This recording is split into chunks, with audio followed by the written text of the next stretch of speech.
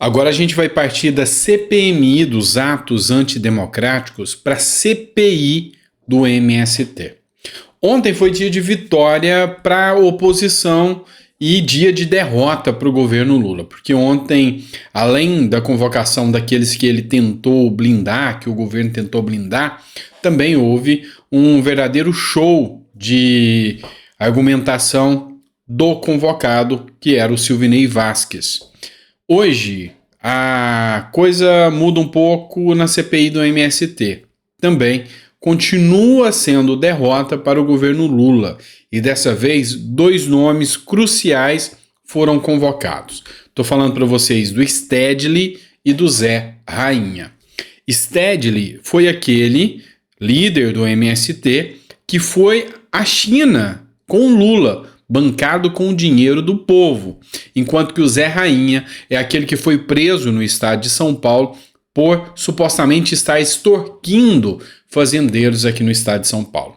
Quem traz essa informação para a gente é a Carolina de Tone, deputada federal, que diz o seguinte: Stedley, líder do MST, e Zé Rainha, líder do FNL, tem muitas explicações a dar a essa comissão de inquérito.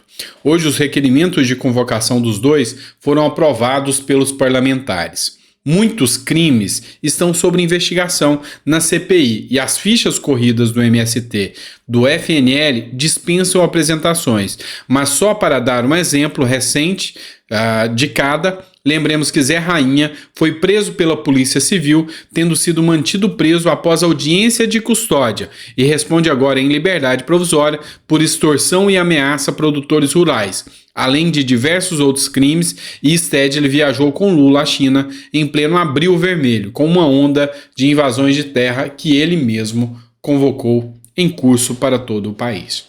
Pois é, a gente sabe que declarações recentes do Lula agora disseram que Lula não está alinhado com o agronegócio por questões ideológicas.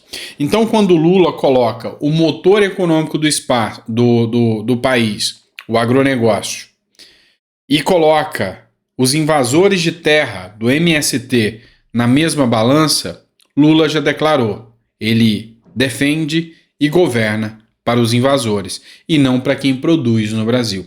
Isso é uma grande vergonha e a CPI do MST quer ir diretamente nesses argumentos, quer ir diretamente nesses pontos de ataque que são realizados pela CPI, pelo MST, e a CPI vão trazer à tona.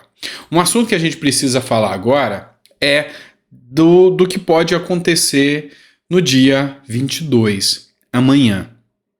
A gente está falando do início da votação do processo que pode deixar Bolsonaro inelegível. Ou, vamos ser mais pragmáticos aqui, do processo que vai deixar Bolsonaro inelegível.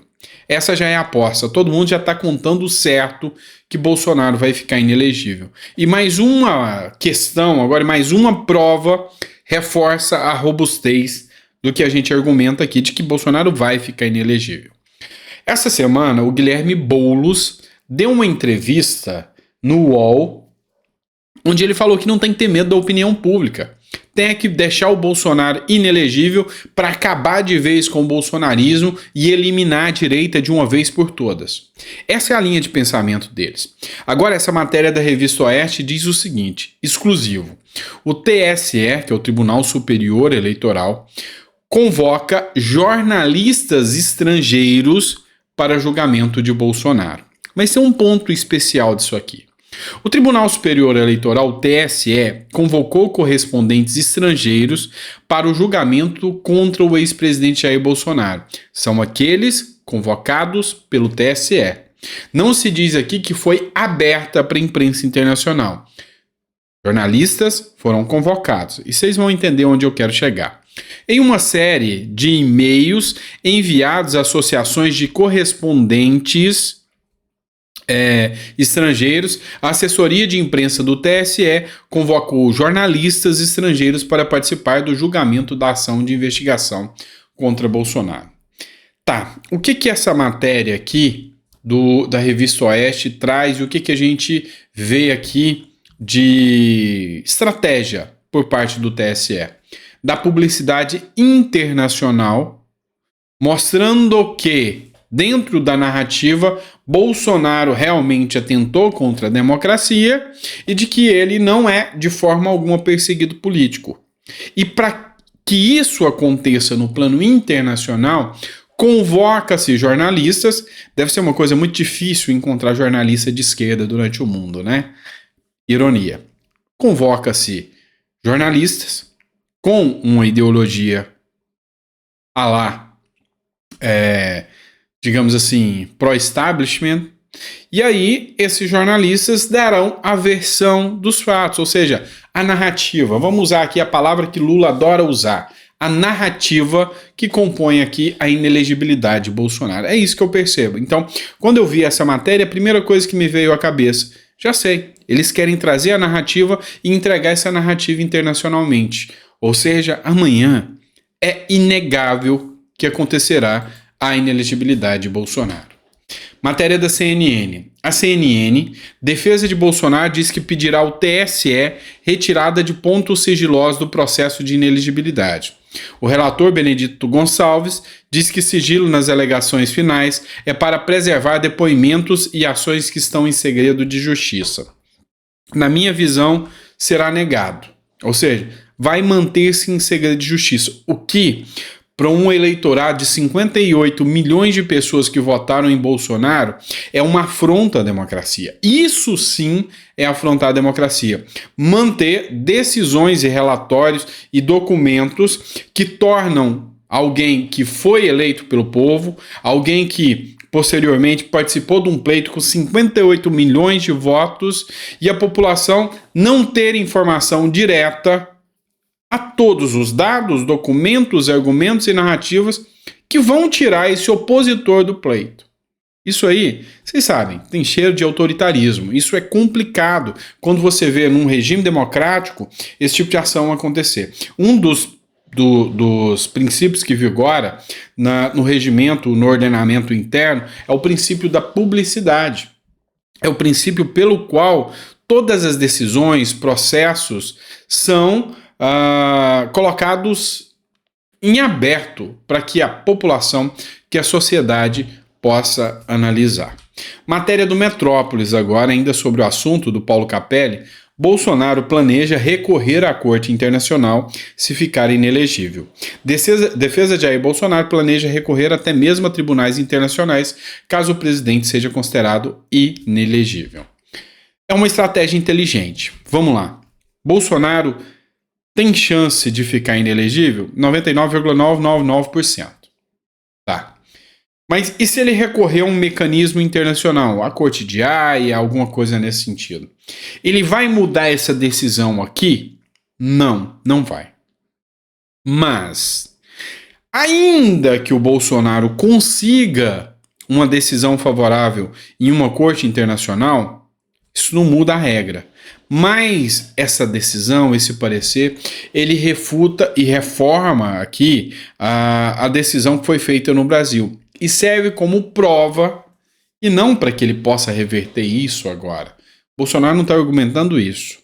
Bolsonaro vai utilizar isso para que, nos anais da história, ele possa demonstrar que houve sim uma perseguição política, utilizando essa base internacional, caso ele consiga, para mostrar que realmente algo de errado aconteceu, porque a política é dinâmica.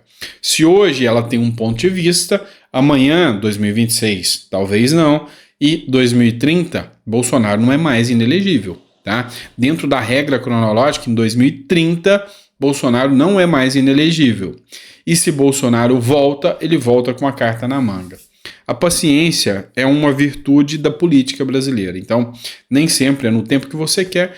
Eu acho inteligente por parte de Bolsonaro utilizar essa estratégia de manter, tentar pelo menos em organismos internacionais, o que eu acho difícil, mas tem que tentar para trazer e rebater a narrativa que vai se construir contra tudo isso a posteriori. Tá certo? Espero que você tenha gostado do nosso editorial, dos nossos pontos de vista, da nossa opinião aqui. Eu sei que a gente às vezes erra muito aqui no nosso ponto de vista, mas a gente não é dono da verdade, a gente está aprendendo sempre. Então, coloca no comentário aí o que você gostou, o que você acha sobre a questão do Bolsonaro. Você acredita que ele vai ficar inelegível? Não que você queira. O ponto de vista são 5 ministros indicados pelo Lula. Há-se a convocação de que jornalistas estrangeiros venham ao Brasil para acompanhar. Convocados, aqueles que eles escolheram, da left, da esquerda. Também eu tenho 2 ou 3 dias antes do julgamento, a ONU emitindo uma nota que a Bolsonaro era uma ameaça à democracia. E eles vão usar esse argumento da ONU no julgamento. Se ainda tem dúvida que Bolsonaro vai ficar inelegível, coloca no comentário que eu queria saber seu ponto de vista. Tá certo? Grande abraço, fica com Deus e até o próximo editorial.